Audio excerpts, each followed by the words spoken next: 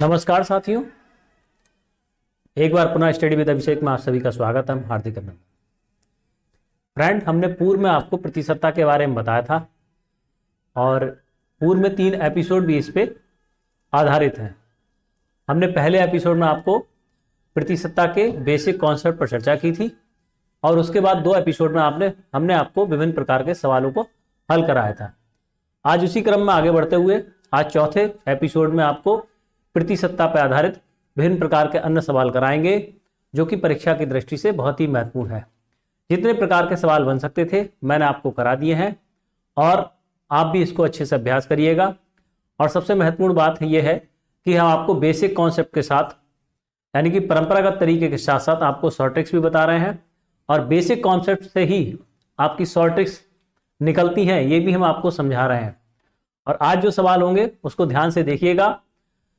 प्रतिशतता अगर आपको समझ में आ गई तो लाभ हानि, प्रॉफिट एंड लॉस, डिस्काउंट या बट्टा, ये भी आपको इससे ही संबंधित चैप्टर हैं, आसानी से समझ में आ जाएंगे। फ्रेंड्स, अगर पढ़ाने का तरीका अच्छा लगता है तो प्लीज इसको चैनल को सब्सक्राइब करिएगा और वीडियो को अन्य लोगों को शेयर करिएगा ताकि अन्य साथी भी इसका लाभ ले सके। और अगर आपकी कोई जिज्ञासा है तो जरूर कमेंट बॉक्स में टाइप करिएगा। चलिए हम शुरुआत करते हैं। चलिए फ्रेंड, पहला सवाल देखते हैं। चीनी के भाव में 20% की वृद्धि होने पर उपभोक्ता अपने खर्च में कितने प्रतिशत की कमी कर दे कि उसका खर्च अप्रभावित रहे। ऐसे सवाल को हल करने के लिए सबसे पहले हमें यह समझना होगा कि सवाल में क्या पूछा जा रहा है। सवाल में यह पूछा जा रहा है कि चीनी के भाव में 20% की वृद्धि हो गई तो पहले से जितनी चीनी लेके आता था अब उसको चीनी उससे अधिक दामों पर मिलेगी। तो जब अधिक दामों पर मिलेगी तो खर्चा ज्यादा होगा, तो हमें क्या करना पड़ेगा, उसके उपभोग में जो उपभोग होगा उसको कम करना पड़ेगा जिससे उसका खर्चा अप्रभावित रहे।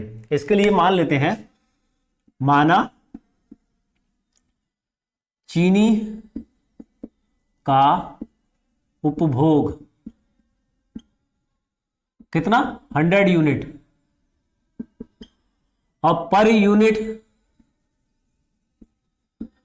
यूनिट जो उसकी कॉस्ट है या वो उसका प्राइस है, प्राइस कितना मान लिया हमने उसका 100 रुपीज।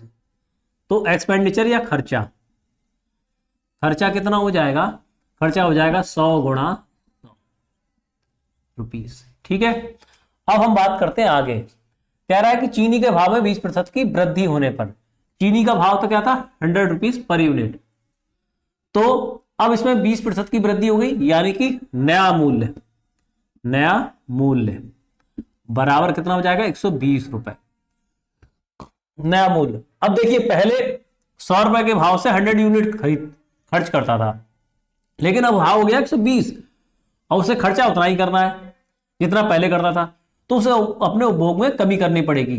तो मान लेते, माना उपभोग में X% की कमी की गई।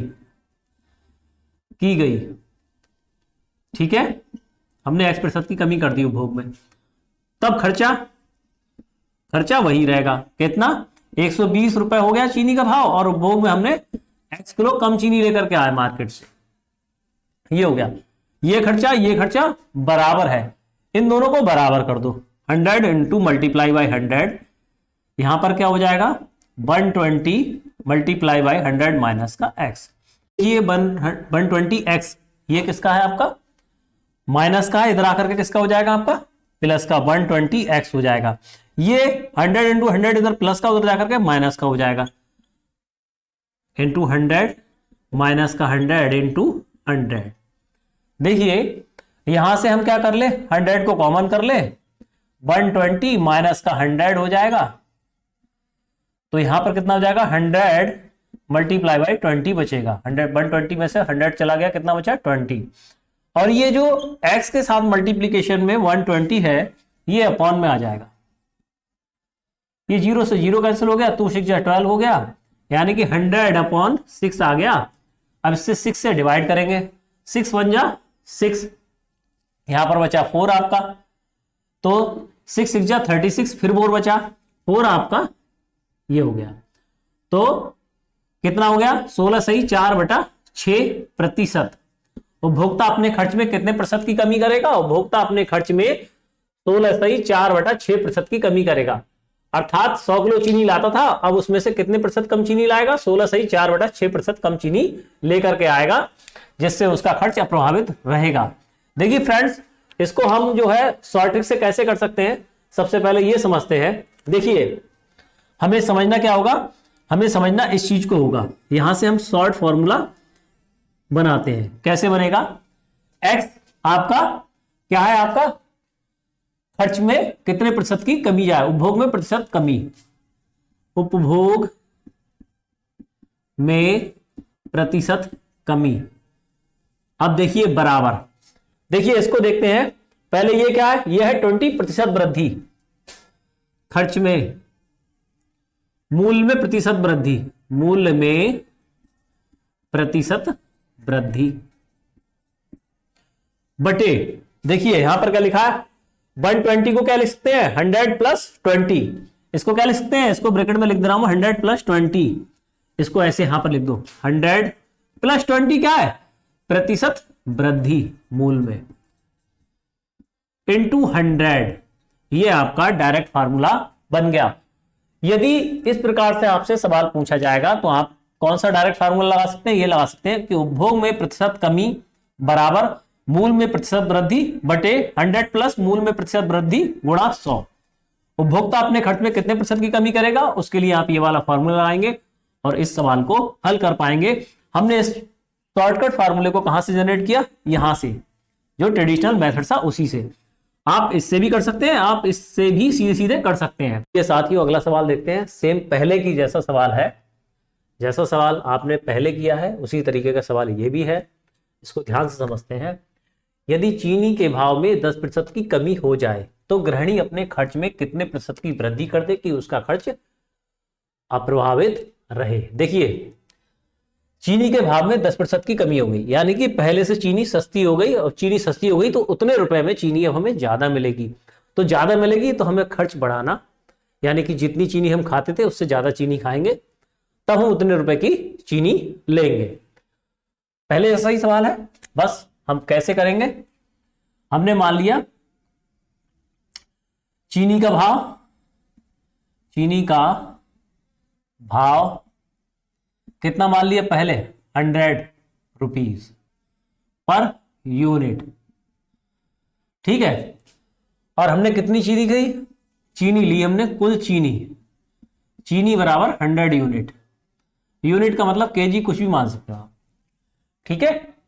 अब खर्चा क्या हो गया उसका भैया? खर्चा वर्तमान में अगर 100 रुपए किलो चीनी मिल रही है और 100 यूनिट चीनी ली, 100 किलो चीनी ली, तो खर्चा क्या होगा? 100 इंटू 100।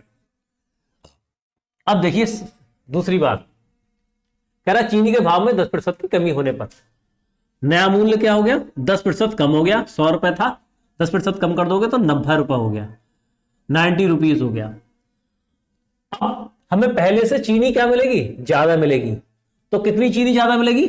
मान लेते हैं हमें x किलो चीनी ज्यादा मिलेगी, x यूनिट चीनी ज्यादा प्राप्त हुई। अब क्यों ज्यादा प्राप्त हुई? 100 रुपए में, 100 रुपए में हमें कितनी चीनी प्राप्त हुई? x यूनिट चीनी हमें ज्यादा प्राप्त हुई। अब देखिए अब खर्चा क्या होगा? खर्चा बराबर क्या हो जाएगा? प्राइस तो कम हुआ, हमें चीनी ज्यादा मिली, तो चीनी कितनी ज्यादा मिली? 100 प्लस x।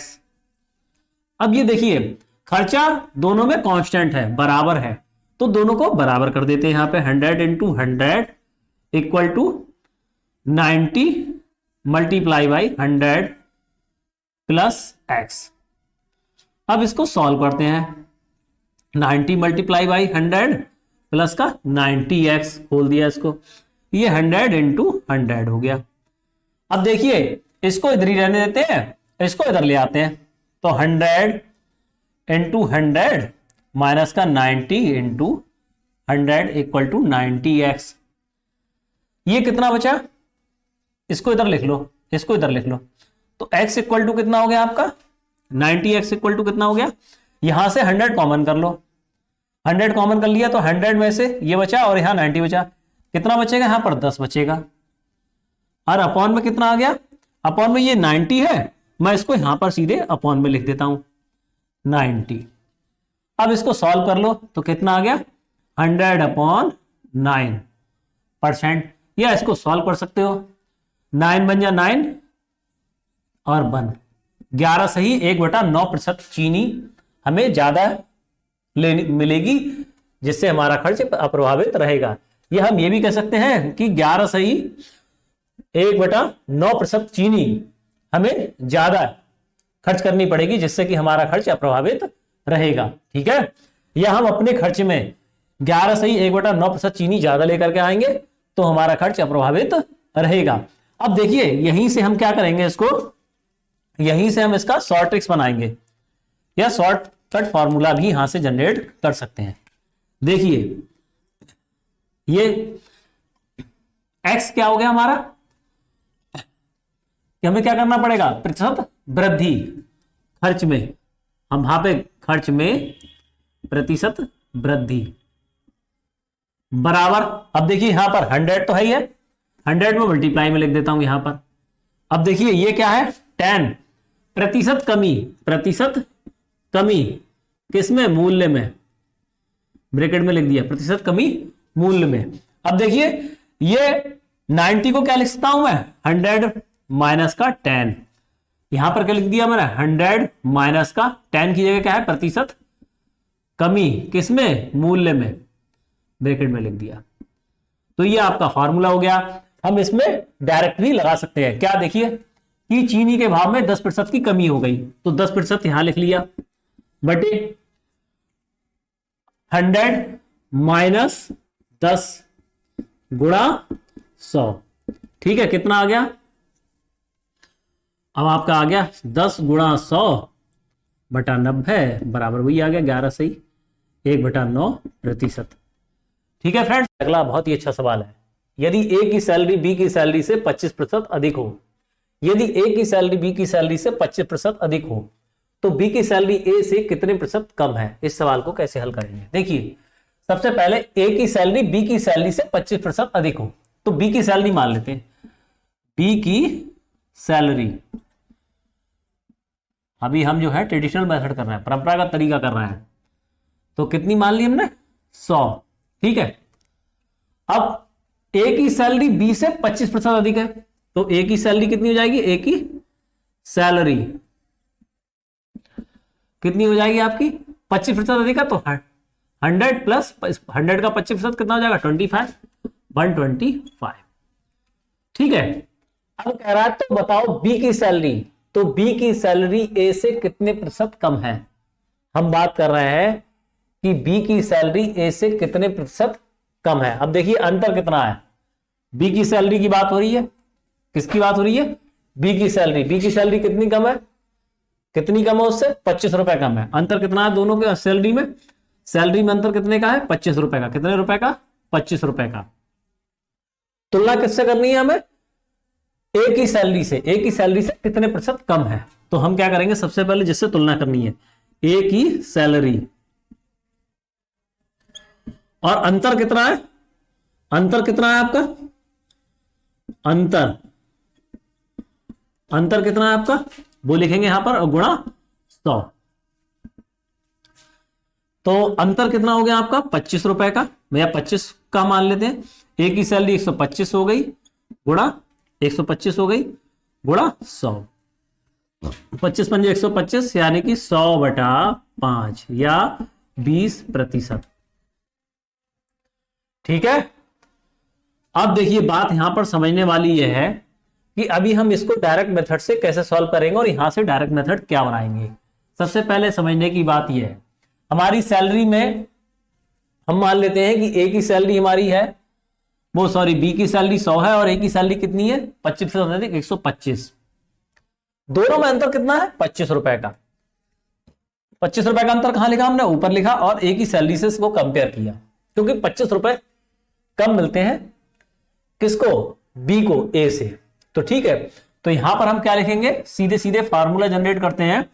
25 क्या है अंतर, तो क्या है सैलरी का अंतर, और कितना 25% अधिक, तो यही अंतर हो गया।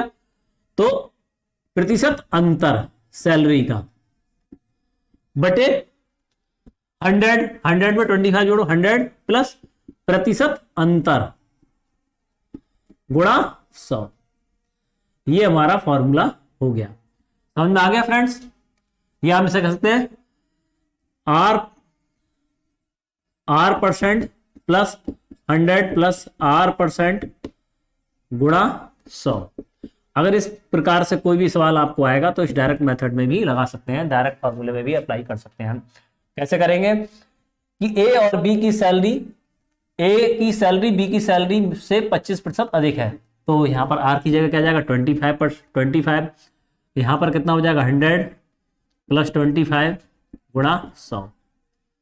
यहां पर परसेंट का साइन नहीं लगाना है, ठीक है। तो कितना हो गया हमारा यहाँ पर, ये 25 बटे 125 गुणा 100 बराबर कितना आएगा 20%। ठीक है फ्रेंड्स, बहुत ही अच्छा सवाल था। हमने इसे ऐसे भी कर सकते हैं, तो ऐसे भी कम समय लगा। ठीक है, हमें बेसिक कॉन्सेप्ट समझ में आना चाहिए। जब हमें कॉन्सेप्ट समझ में आ जाएगा तो हम डायरेक्ट फॉर्मूला भी अप्लाई कर सकते हैं। ठीक है, तो आप कंफ्यूज नहीं होंगे एग्जाम में। चलिए फ्रेंड, अगला सवाल देखते हैं। बहुत ही अच्छा सवाल है। यदि ए की सैलरी बी की सैलरी से 30% कम हो तो बताओ बी की सैलरी ए की सैलरी से कितने प्रतिशत अधिक है। इससे पहले वाला सवाल ठीक ऐसा ही सवाल किया था, लेकिन मैं ये दूसरा सवाल आपको और करा रहा हूं ताकि आपको कॉन्सेप्ट अच्छे से क्लियर हो जाए।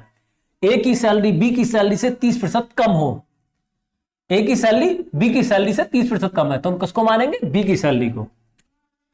माना बी की सैलरी कितना हो गया 100 रुपीज, तो ए की सैलरी कितनी हो गई उससे 30% कम, तो कितना होगा 70। क्यों 70 हुआ, 100 का 30% क्या हुआ 30, और 100 में से 30 माइनस करेंगे तो कितना बचेगा 70। अब कह रहा है बी की सैलरी ए की सैलरी से कितने प्रतिशत अधिक है। बी की सैलरी ए की सैलरी से कितने प्रतिशत अधिक है। देखिए दोनों में कितना अंतर है, 30 रुपए का अंतर है। रुपयों में अंतर कितना है, जो सैलरी में अंतर है, सैलरी में अंतर कितना है 30 रुपए का, कितना 30 रुपए का। अब देखिए ये 30 रुपए का अंतर ए से कितने प्रतिशत है, ए का कितने प्रतिशत है, हमें ये निकालना है।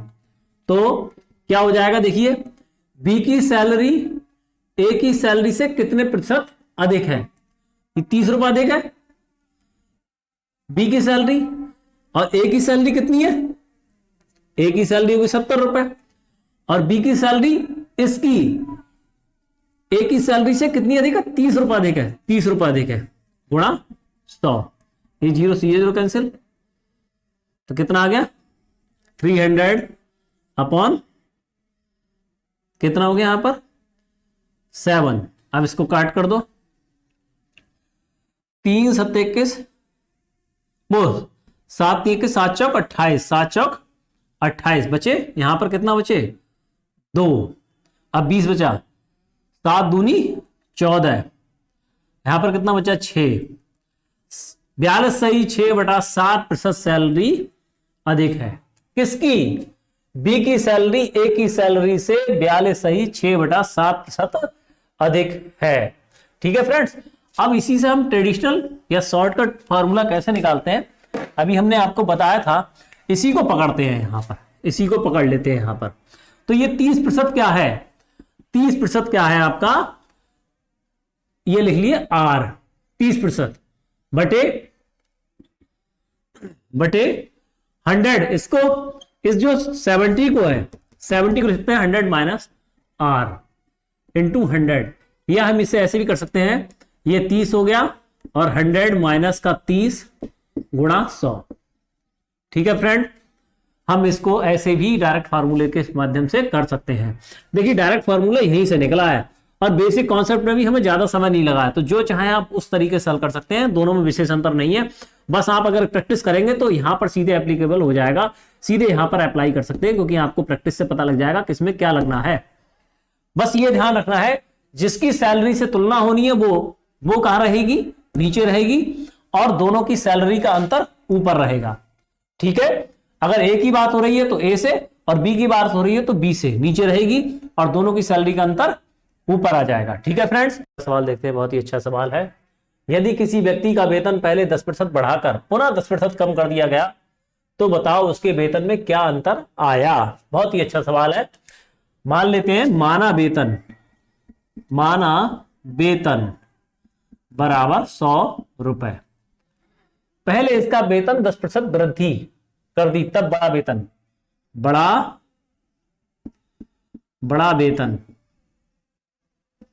बड़ा वेतन कितना हो जाएगा?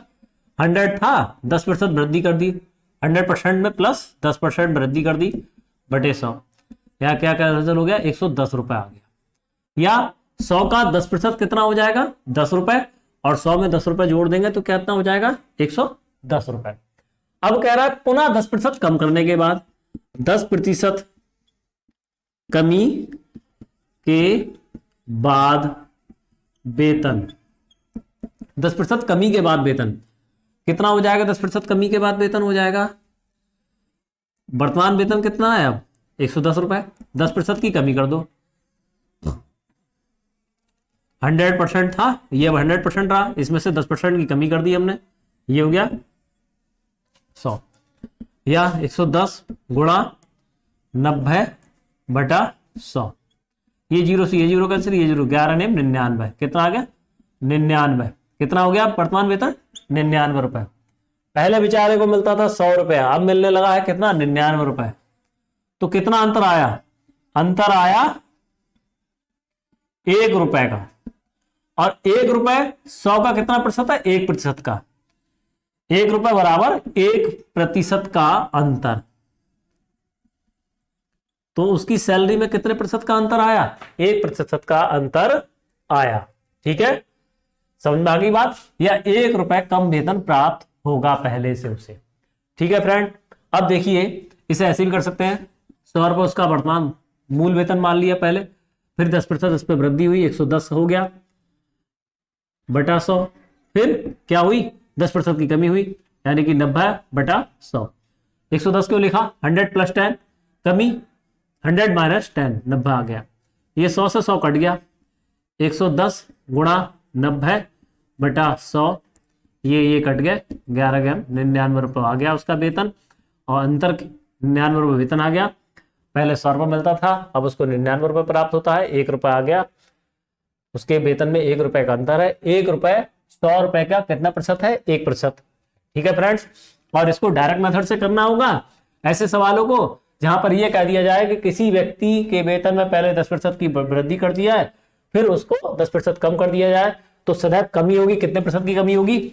हम मान लेते हैं कि x% x का स्क्वायर बटा 100, x का स्क्वायर बटा 100, तो यहां पर कितने प्रतिशत की कमी होगी? देखिए वेतन की कमी यहां पे लिख दे रहा हूं, कमी होगी।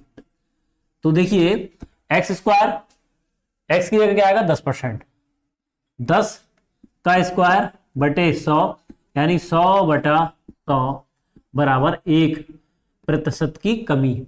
अगर यहीं पर हम ये कह दें कि ये तो समझ में आ गया, अब यहीं पर हम ये कह देते कि 20% बढ़ाकर पुनः 20% कम कर दिया जाए, तो यहां पर क्या हो जाएगा? यही एक्स स्क्वायर बटा 100 वाला फार्मूला लगाएंगे कि कमी, इसे नोट कर लेना, ये लगाना इस तरीके से। मान लेते हैं कि वेतन को पहले 20% बढ़ा दिया गया, पुनः 20% कम कर दिया गया, तो उसके वेतन में क्या अंतर आएगा? तो वेतन में क्या अंतर आएगा? ये कितने प्रतिशत की कमी होगी? तो यहां पर 20 का स्क्वायर बटा 100 या 400 बटा 100 बराबर 4% का अंतर। ठीक है, इस तरीके से ही हमें सवाल को हल करना है। ठीक है फ्रेंड, चलिए फ्रेंड अगला सवाल देखते हैं। बिल्कुल पहले जैसा सवाल है।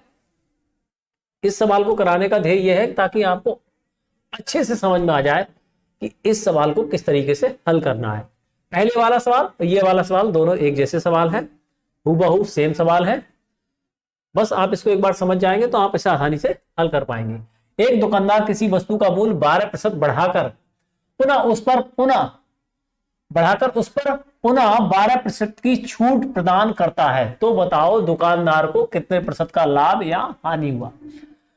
इस प्रकार के किसी भी सवाल में जहां पर किसी व्यक्ति का या किसी किसी वस्तु का मूल्य 12% बढ़ा करके बाद में 12% कम कर दिया जाए तो ऐसे हमेशा उसमें क्या होगा, हानि होगी।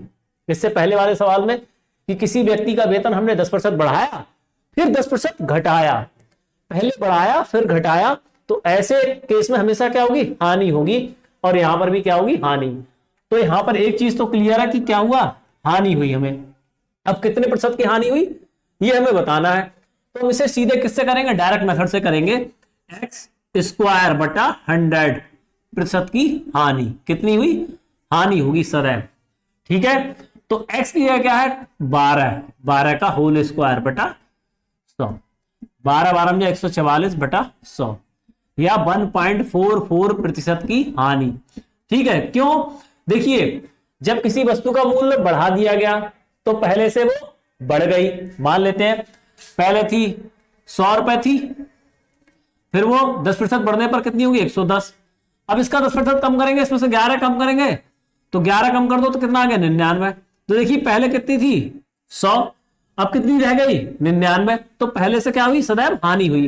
तो इस प्रकार से सवाल जहां हमेशा ये कहा जाए कि किसी वस्तु का मूल्य या किसी व्यक्ति का वेतन पहले बढ़ाया गया फिर घटाया गया तो ऐसे केस में सदैव क्या होगी, हानि होगी। ठीक है फ्रेंड, समझ में आ गया होगा। तो फ्रेंड आज के एपिसोड में हमने कई सारे सवाल देखे थे जो कि परीक्षा की दृष्टि से बहुत ही महत्वपूर्ण थे।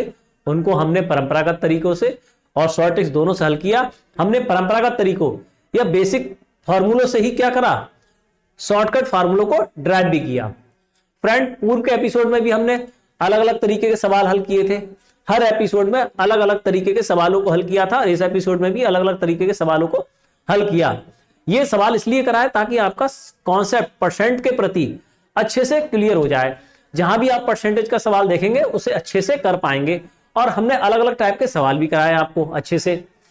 और हम इसके बाद आपको नेक्स्ट प्रॉफिट एंड लॉस या डिस्काउंट ये चैप्टर कराएंगे, क्योंकि आपका परसेंटेज से बेसिक कॉन्सेप्ट अगर आप चारों एपिसोड ध्यान से देखेंगे तो अच्छे से क्लियर हो जाएगा। और मैंने बहुत सारे सवाल भी आपको कराए हैं। ठीक है फ्रेंड, और एक चीज, अगर आपको पढ़ाने का तरीका अच्छा लगता है, अगर आपको पढ़ाए गए मेथड से आपको समझ में आता है, तो प्लीज इस चैनल को सब्सक्राइब करिएगा और लाइक करिए। अगर आपका कोई क्वेरी है तो कमेंट बॉक्स में जरूर टाइप करिए। ठीक है फ्रेंड, आपका लाइक हमें मोटिवेशन देता है। अगर आप लाइक करते हैं, कोई कमेंट करते हैं तो हमारे अंदर मोटिवेशन आता है, हम और अच्छा करने का प्रयास करेंगे। ठीक है फ्रेंड, तब तक के लिए नमस्कार, अगले एपिसोड में मिलते हैं। जय